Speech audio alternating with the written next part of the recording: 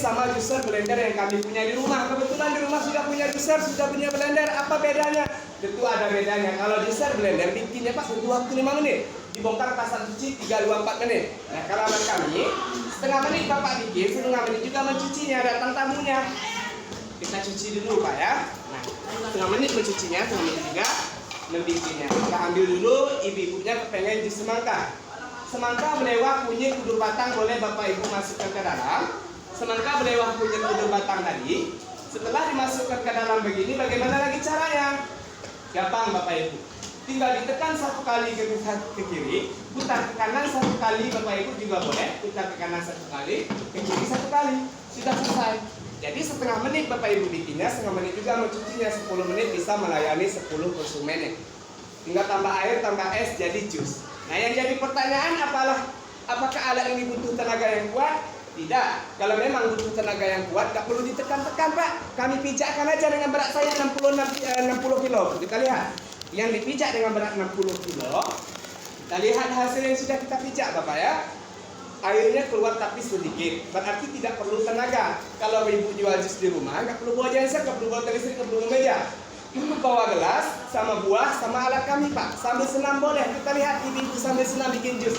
Angkat atas, goyang bawah, kiri kanan. Angkat atas, goyang bawah, kiri kanan.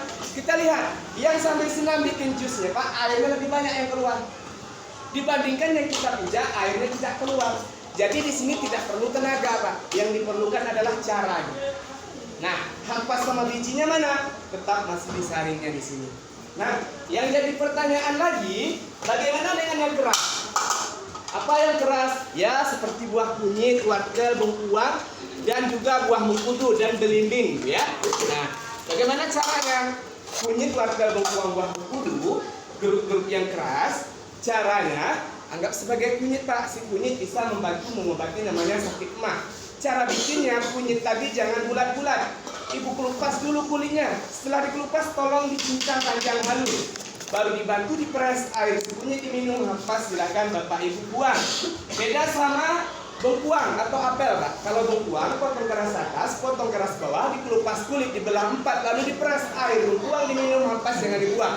Sayang, tempel aja di muka ibu buat maskeran namanya masker bengkuang. Yang keenam, alat ini juga bisa bikin perkedel kentang. Bu, pernah bikin perkedel kentang Ibu?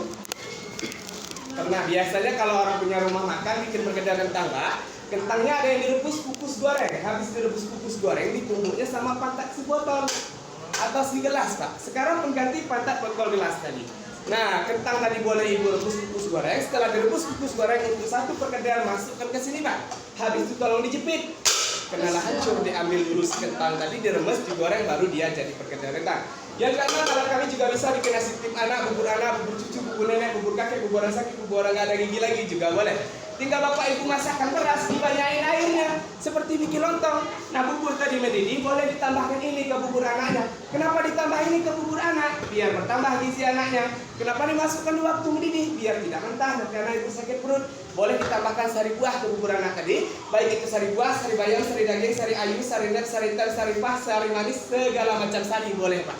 Nah ya Bapak ya, sari sama lontong telah mendidih. Ini peralatan kena air panas, minyak panas, lontong panas tidak berpengaruh. Masukkan saja lontong yang panas, tekan aja begini, ditunggu di bawah sama piring nasi tim anak.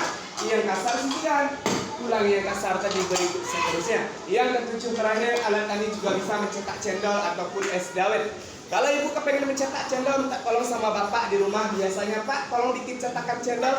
Si bapak biasanya diambil dulu kaleng-seng. Kalau nggak terkurung Pak, dilobanginya sama paku. Ini udah ada lubangnya Bapak Ibu. Tinggal dimasukkan adonan cendol, ditunggu di bawah sama air, lalu digoyang begini. Maka tercetaklah hasil cendolnya sebesar lubang ini. Ini terlalu kecil, kepengen hasilnya sedikit lebih besar dari ini. Bisa tidak? Bisa Ibu. Caranya bagaimana? Masukkan air dingin setengah di dalamnya atau air biasa. Kenapa dimasukkan? Biar waktu kita cetak cendolnya nggak lengket. Habis dimasukkan, ambil adonan cendol tadi, masukkan di atas ini Pak. Habis itu tolong bantu ditekan. Kenapa? Nanti hasilnya bakal lebih besar Pak. Sama seperti kita mencetak kue saplit. Hasilnya Bapak Ibu pindahkan, tambahin air putih baru, masuk adonannya, cetak lagi. Pindahkan hasil, masukkan air putih baru, masukkan adonan, cetak lagi. Begitu aja Bapak Ibu ya. Selain 7 fungsi tadi, alat ini bukan berpikir dari plastik. atau melamin terbikin dari biji propolis. Di sini ada kuningan. Kenapa kuningan dilapis tidak baja? Baja kena jurnal maka digaransi selama 24 bulan. Terjadi pecah ataupun terjadi. Sudah selesai.